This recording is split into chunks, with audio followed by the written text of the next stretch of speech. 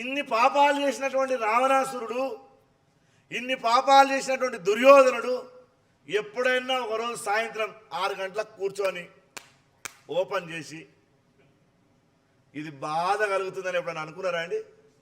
ఒక్కనాడు కూడా అనుకోలేదు. అంటే పాపాత్ముడికి ఎప్పుడు పాపం గురించి చింత లేదు. పుణ్యాత్ముడే ఎప్పుడు ఆలోచిస్తుంటాడు, నేను ఆ దానం చేయాలి, ఈ ధర్మం చేయాలి, అక్కడ గుడి కట్టాలి, ఇక్కడ యజ్ఞం చేయించాలి, అక్కడ కథ చెప్పించాలి, ఇక్కడ మంచి మాటలు చెప్పించాలి.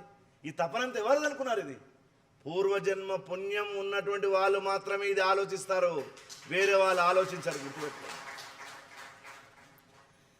మరి అట్లాంటి పాపాన్ని ఈ లోకం నుంచి పారద్రోలి ధర్మాన్ని స్థాపించేటందుకు వాల్మీకి మహర్షి రాముడు అనేటటువంటి ఒక గొప్ప పాత్రను మన ముందు పెట్టి రాముని యొక్క జీవితం ఎట్లా ఉందో, రాముని యొక్క కుటుంబం ఎలా ఉందో వాటన్నిటినీ మనకు చెప్పి దాని ప్రకారంగా నీవు జీవించమని చెప్పి ఈ రామాయణ కావ్యాన్ని 24,000 శ్లోకాలలో